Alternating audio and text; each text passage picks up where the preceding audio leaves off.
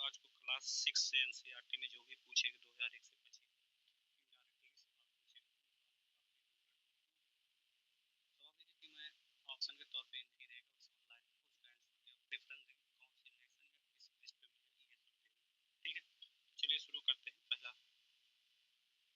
पहला सवाल क्या है,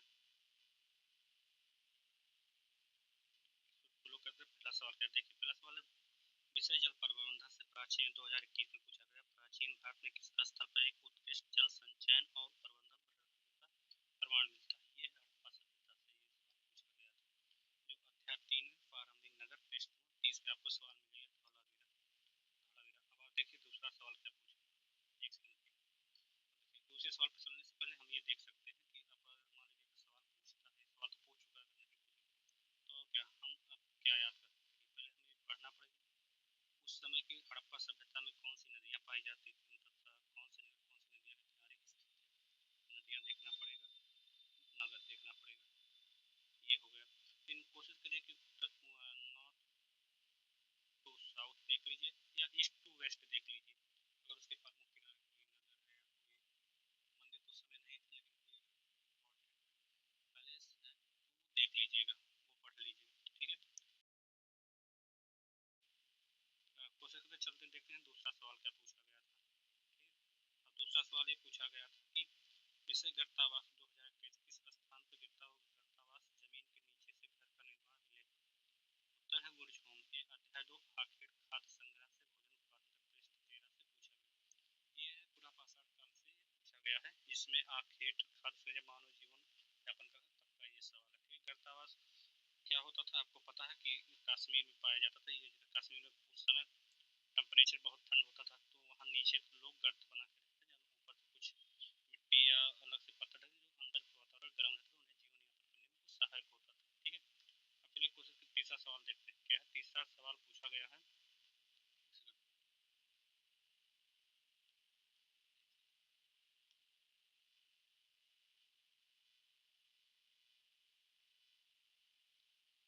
तीसरा सवाल जो उन्होंने पूछा है, श्रेणियों से बड़े प्राचीन भारत में श्रेणियाँ क्या थी। उत्तर है व्यापारिक और शिल्पकारों का संघ।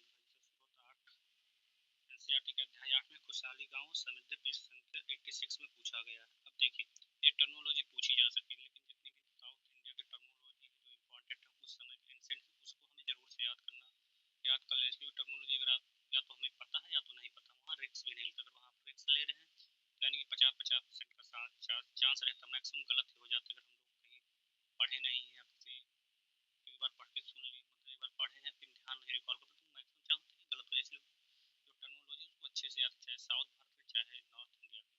और कोशिश करिए कि टर्मोलॉजी कई प्रकार से प्रशासनिक होती है या मंदिर से जुड़ी हो गई या कर व्यवस्था हो गई, ये सब देखते रहिएगा। ठीक है, अब चलिए देखते हैं तीसरा सवाल के, सॉरी चौथा चौथा सवाल के, ये संगम साहित्य से पूछा गया है। संगम साहित्य से यह सवाल पूछा गया, जो हो जाए संगम 22 और 24 से यह सवाल दोनों से पूछा गया। ठीक है, अब इसे सवाल है संगम साहित्य क्या है और यह किस क्षेत्र से संबंधित है। सही उत्तर है प्राचीन तमिल साहित्य, माधुर्य के कवियों के सम्मेलन है। ये एनसीईआरटी अध्याय 8 खुशहाली गांव, यानी कि अध्याय 8 से मैक्सिमम सवाल पूछे जा रहे हैं क्लास 6 के एनसीईआरटी से। यानी कि हमें समझ में आ रहा है कि क्लास 6 के अध्याय 8 एनसीईआरटी में अच्छे से पढ़ना पड़ेगा। उसे मैक्सिमम बार जितनी बार हो सके उतनी बार हमें रिवीजन करने की जरूरत है। ठीक है, और अध्याय 8 देख लीजिए, आप सामने देखें 3 सवाल क्लास 8 के अध्याय 8 से पूछा गया, तो कोशिश करिए अध्याय 8 को पढ़िए, नोट्स बनाइए प्रॉपर और उस पर जितना एमसीक्यू सॉल्व कर सकते सॉल्व करिए। चलिए देखते हैं आपको नेक्स्ट पांचवा सवाल क्या है। पांचवा सवाल स्तूप की संरचना 2033 स्तूप की संकल्पना उसका अर्थ। सही उत्तर है बौद्ध स्मारक टीला था। अध्याय 11 इमारतें टीले का पूछा गया था। ठीक है, अब ये हो सकता है, हम देख सकते हैं इस सवाल को कैसे पूछा जा सकता है।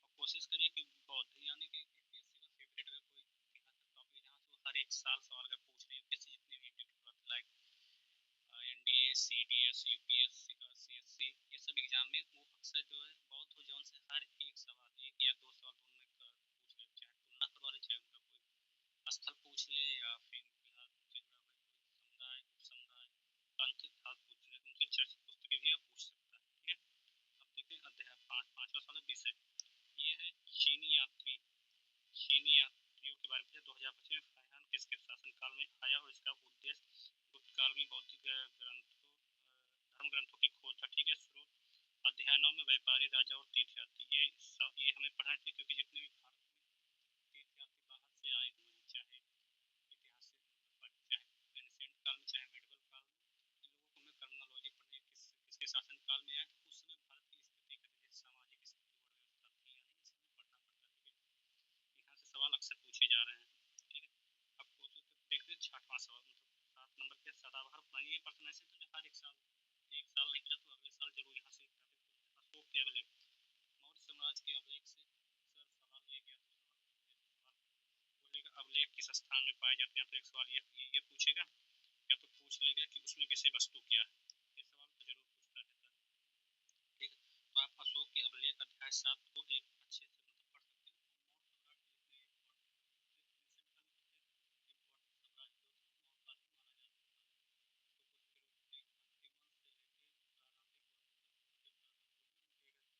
किसके राजकाल में कौन कौन से सामाजिक परिवर्तन या सामाजिक कार्य किए गए इतिहास में परिवर्तन किया। ठीक है। अब चलिए कोशिश करते हैं। सातवां था महापाषाण का 2006-2011 में सवाल पूछा गया था, दक्षिण भारत में बड़े पत्थरों से बनी संरचनाएं क्या कहलाती हैं। सही उत्तर था महापाषाण कब्र ग्रह। अध्याय 4 क्या बताती हैं किताबें और कब्र। ठीक है। ये सवाल पूछा गया था। अक्सर हम कब्रों को देख कर उस समय के इतिहास, उस समय में क्या कैसे आर्थिक कारण थे या द्वारा थे, सामाजिक और ये सब पता पा सकते हैं। सपोज हम देखते हैं किसी कब्र में अगर हमें किसी के कंकाल मिलता है, उसके साथ कुछ निम्न वस्तुएं मिलती हैं, जैसे मान लीजिए कुछ अन्न के दाने मिल गए अगर अवशेष बचे हुए हैं, या कुछ पुराने कपड़े मिल गए, तो उससे हम कह सकते हैं कि वो निम्न उद्देय परिवार मतलब निम्न वर्गीय समाज से बिलोंग करता है। अगर दूसरा कब्र हम पाते हैं जिसमें सोना चांदी भरमार है, उनके साथ दासों को दफना दिया जाता है, तो कह सकते हैं उच्च वर्गीय समाज से। इसलिए कब्रों से हमें अधिक जानकारियाँ मिल जाती हैं। अब कोशिश करते हैं नवासा भीमबेटका, ये पूछा 2013 में भीमबेटका की गुफाएं किस लिए प्रसिद्ध है। ठीक है। ये पूछा गया था। इसमें चलचित्रों के लिए ये अध्याय 2 आखिर संज्ञानिक आखिर संग्रह से भी सवाल पूछे जा रहे हैं। ठीक है। हम ये देख सकते हैं। अब कोशिश करते हैं।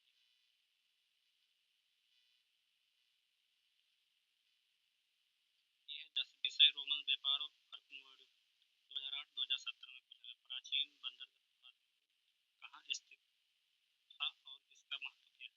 पेंडुचेरी रोमन व्यापार का केंद्र। ये जो पेंडुचेरी से जो इंडिया के साउथ में था, यह पेंडुचेरी इसमें वर्तमान में भारत 3 जगह पे जो साउथ में था और पश्चिमी घाट, यहाँ से रोमन साम्राज्य का व्यापार होता है। ठीक है। ये अध्याय 8 खुशहाल और गाँव से देखिए। अध्याय 8 से कम से कम अध्याय 8 से जब से देख रहे हैं, अध्याय 8 से हम जब से देख रहे हैं कम से कम लगातार कई सवाल, अध्याय 8 से देख रहे हैं कम से कम सबसे ज्यादा सवाल अध्याय 8 से खुशहाल गाँव अच्छे से पढ़ लीजिएगा, इसे एग्जाम के लिए काफी बेनिफिट होगा। देखिए अब यहाँ मानचित्र इन स्थानों को मार्क जरूर करें। जैसे मानचित्र मानते हैं कि मानचित्र भौगोलिक जियोग्राफी में यूज हो जाता है, मानचित्र में इतिहास में भी काम आता है। एंशिएंट हिस्ट्री में कौन सा स्थान कहाँ है, कौन से बंदरगाह से उस बंदरगाह से किस देश के लिए व्यापार होता था, तो ये सब आप देख सकते हैं। जैसे यहाँ पर पूरा पाषाण काल से भीमबेटका मतलब नर्मदा नदी के पास में, जैसे कर्नाटक कृष्णा नदी के पास कर्नूल गुफा, ये तीनों तीनों दिन यहाँ से यूपीएससी ने सवाल पूछ लिए कभी ना कभी, ये जरूर ध्यान रखिएगा।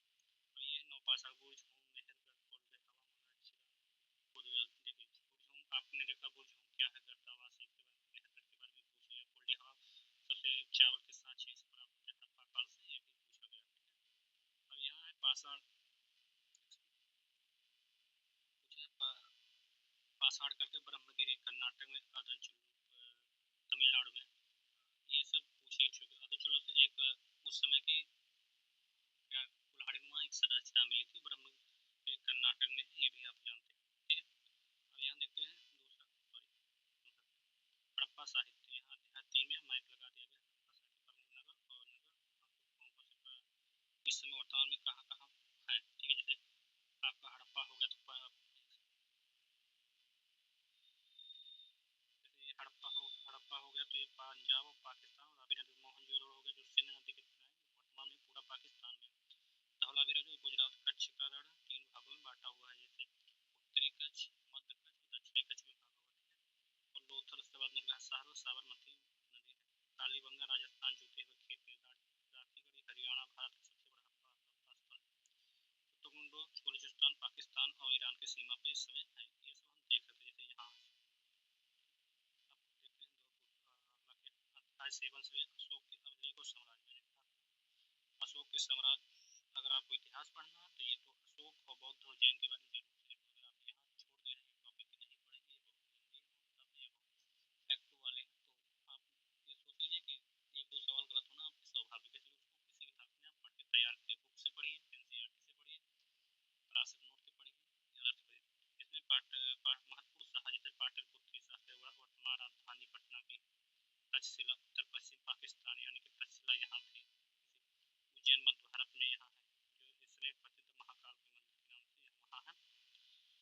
और ये अभिलेख जैसे टोपरा जो है टोपरा हरियाणा मेरठ, कालीकल से उत्तराखंड में, पूर्वी सारनाथ यूपी, लौरिया नंदा देवी बिहार, धौलावी जो है पश्चिमी गिरनार और गुजरात। इसमें देखिए उत्तर दक्षिण, उत्तर पूर्व पश्चिम दक्षिण नेपाल सीमा, ये देख लीजिए। अगर पूछ लेगा ऑप्शन देके कौन सा अभिलेख भारत के उत्तर भाग में है, अब देख लिया ऑप्शन दे दिया मेरठ और टोपरा मेरठ, वही ऑप्शन है गिरनार और मास्की। तो आपको दो में से दो तो वहीं से छांटना पड़ेगा। लेकिन आपने उत्तर और दक्षिण पूर्व पश्चिम के नहीं पढ़ा, सिर्फ से पढ़ लिया कि ये अशोक के तो हिंदी सवाल गलत। इसलिए अब यूपीएससी जो भी सवाल पूछ रही वो थोड़ा डीप जाके पूछेगी, उत्तर से दक्षिण और दक्षिण से उत्तर, पश्चिम से पूर्व, पूर्व से पश्चिम लगाने को दे दे, या कौन सी नदी के किनारे कौन सा स्थल है, उसमें कौन सी देवनागरी कौन सी लिपि में लिखी गई, ब्राह्मणी लिपि, ब्राह्मी, ये सब भी हमें ध्यान देना चाहिए। ठीक है, अब देखते हैं अगला क्या। Thank you everyone. देखिए थैंक यू एवरीवन से पहले हम कुछ बात कर लेते हैं क्या है। पहली बात तो ये है कि हमें एनसीईआरटी पढ़ना चाहिए क्लास 6 से लेकर जो भी आप पढ़ रहे हैं इस समय 12 तक को पढ़िए।